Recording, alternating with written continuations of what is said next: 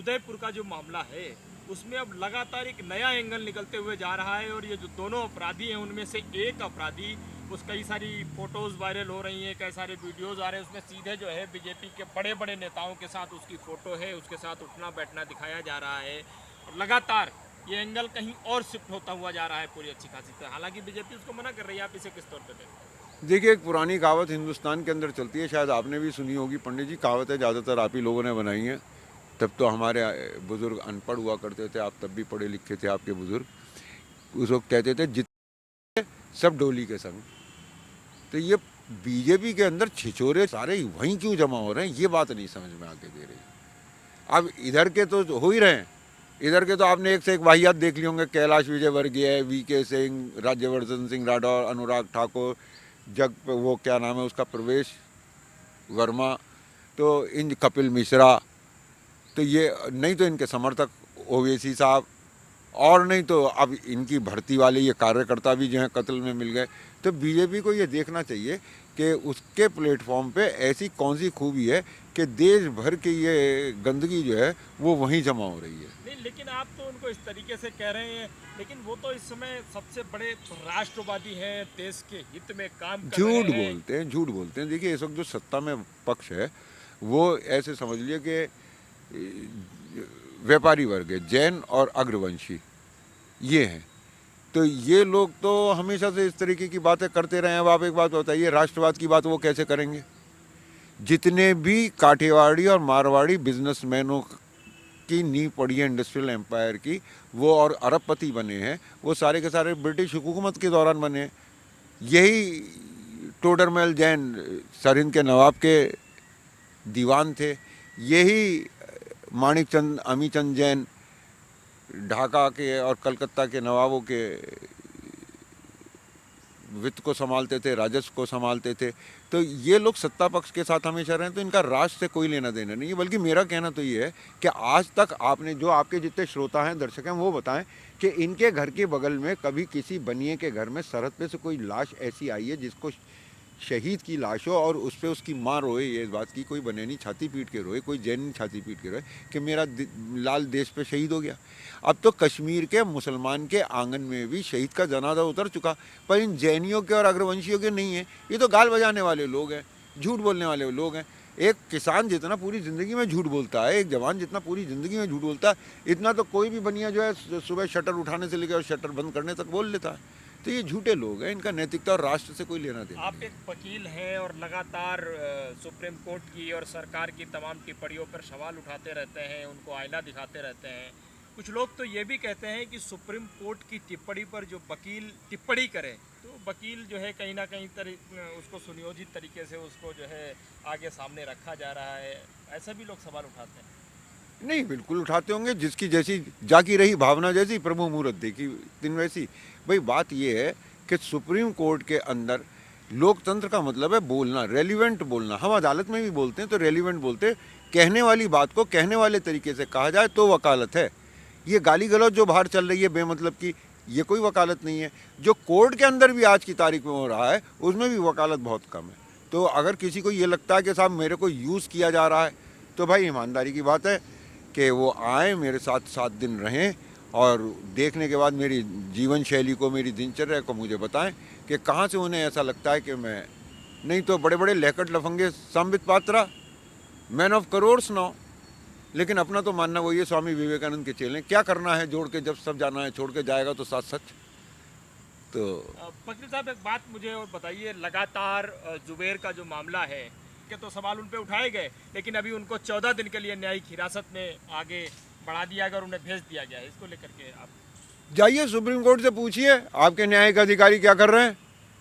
और ये बाद में दवाएं जो जुड़ती चली जा रही हैं और इसको जेल में ही रखना। तो सूर्यकांत था उसका जज का नाम, तो सूर्यकांत, जस्टिस सूर्यकांत जो है वही इसमें स्वतः संज्ञान ले लें। उनको किसी ने रोका है क्या? आप भी एक एप्लीकेशन लिख दीजिए, एक पोस्ट कार्ड के ऊपर सूर्यकांत को लिख के दे दिए। हिंदुस्तान के संविधान में इसकी पूरी प्रावधान है।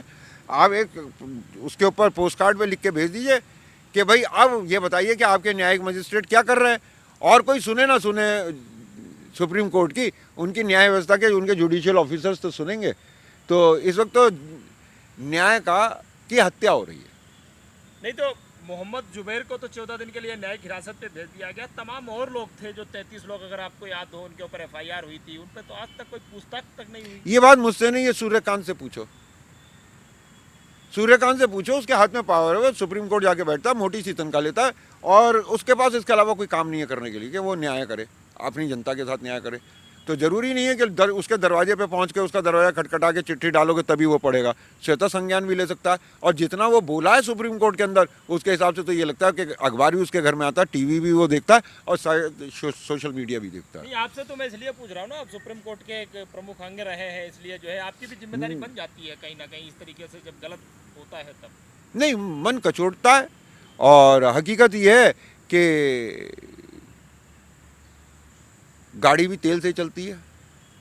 अब मैं वो पैसे जो अपने बच्चों की पढ़ाई पे खर्च कर रहा हूँ, उन्हें खर्च करके मैं भारत की सुप्रीम कोर्ट में जाके न्याय, तो मेरे बच्चों को रोटी देने के लिए क्या लंगर में खाएंगे?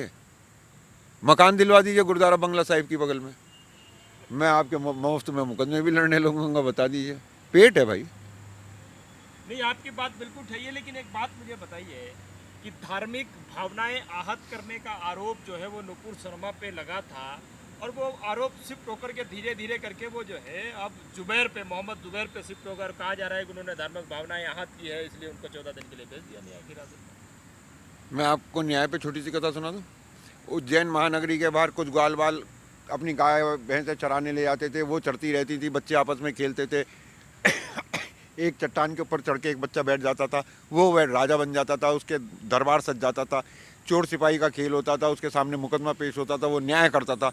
धीरे धीरे ये प्रसिद्धि फैलने लगी कि कैसा भी मुकदमा ले आओ, ये दूध का दूध और पानी का पानी करता है, ये न्याय करता है। गांव वाले अपने भी मुकदमे लाने लगे। एक दिन वहाँ पे पूरा कचहरी लगी हुई थी, वही लड़का नहीं आया, तो एक बुड्ढे ने कहा कि भाई किसी और बच्चे को उसके साथ के बैठा कर देख लो, हो सकता है स्थान में प्रभाव हो। तो वो बच्चा बैठा, उसने भी दूध का दूध पानी का पानी कर दिया। तो लोगों ने कहा कि बच्चे में कोई खास बात नहीं थी, ये तो स्थान का प्रभाव है। और जिज्ञासावश उन्होंने उस टीले को जब खोदा तो उसके अंदर से कथा आगे बताती है कि एक सिंहासन निकला, उसके 4 पैर 4 परियों ने पकड़ रखे थे, वो महाराजा विक्रमादित्य का सिंहासन था और वो उस पर बैठ के न्याय करते थे। ये स्थान का प्रभाव था और वो उसे लेकर स्वर्ग को उड़ गई। उस दिन से भारत से न्याय उड़ गया।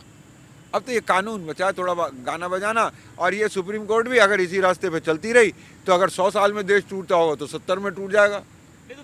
फिर ये इतिहास का हिस्सा हो जाएंगे सारे। देश के लोग कहाँ जाएं आखिर? मतलब न्याय की उम्मीद लगाने के लिए उनका आखिरी दरवाजा सुप्रीम कोर्ट था, और वहाँ अगर इस तरीके से होता है कहाँ जाए? अगर अब देखिए, मैं तो ये मानता हूँ, जो विक्टिम भी कह रहे हैं, सब कुछ कह रहे हैं, कंगना के साथ बाकी कुछ, इसके नुपुर के साथ बाकी कुछ जो हो रहा है वो उसका करा धरा है। भारत का कानून अगर करना चाहेगा तो कर लेगा। लेकिन जो मेजर चीज़ है कि जब वो याचिका लेकर सुप्रीम कोर्ट पहुंची तो सुप्रीम कोर्ट ने उसकी याचिका को गुण दोष के आधार पर सुनने के बाद खारिज नहीं किया, उन्होंने सुनने से मना कर दिया। You have no right to deny the hearing. एक आखिरी सवाल, ये उदयपुर से लेकर के, दिल्ली से लेकर के, कानपुर से लेकर के तमाम जगह जो, आखिर इसका अंत क्या है? सद्बुद्धि।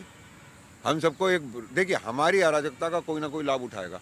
जब जब हम देश के अंदर लड़ेंगे देश कमज़ोर होगा। और इस वक्त अंतर्राष्ट्रीय स्तर पर हालत ये है, ये तो हिंदुस्तानी भगवान का शुक्रिया अदा करा करिए आप लोग कि भगवान ने मूर्खों के सिंह नहीं बनाए, वरना हिंदुस्तान में सब 12 सिंह होते, सुप्रीम कोर्ट के जज से लेकर अर्दली तक, और ये जनता में भी सब 12 सिंह घूम रहे थे। कैसे चल रहे थे? एक मेट्रो में कितने 12 सिंह घुस जाएंगे? आप मुझे एक बात बताइए कि हिंदुस्तान इस बात को नहीं समझ पा रहा कि तेल तो सस्ता ले रहा है रशिया से, और रिजर्वायर का और उसके रिजर्व रखने का जो एग्रीमेंट कर रहा है वो अमेरिका से कर रहा है। भ्रष्ट हो गई है। सुप्रीम कोर्ट ने कह दिया, उसकी हम आलोचना भी नहीं कर सकते। कौन कहता है? दिल्ली पुलिस नहीं कर सकती होगी, कमिश्नर ऑफ पुलिस नहीं कर सकता होगा। हम तो वी द पीपल हैं, हमसे शुरू होता है भारत का संविधान। उनकी राय मेरे सिर के ऊपर नहीं है। जज को कानून भी बताने वकील ही जाते हैं, वो ये नहीं कह सकती। लेकिन जब उसने एक बार कह दिया कि गिरफ्तारी तो फिर गिरफ्तारी, फिर ये अवहेलना नहीं है, अवमानना है, उसके वजूद को नकारना है कि तू भौंकता रहे, हम नहीं सुनते। ऐसे चल जाएगा क्या? लेकिन जो क्रिटिसाइज करने का तरीका है, कहने वाली बात कहने वाली तरीके से, इनके फैसलों के ऊपर बहस नहीं होती है क्या? डेमोक्रेसी में, डेमोक्रेसी जस्ट नॉट लाइक धर्म कि आपने हाथ जोड़े, आंखें बंद करी और सिर झुका दिया। सामने एक आदमी बैठा हुआ है और वो न्याय कर रहा है या नहीं कर रहा है, ये तो आप बहस करेंगे।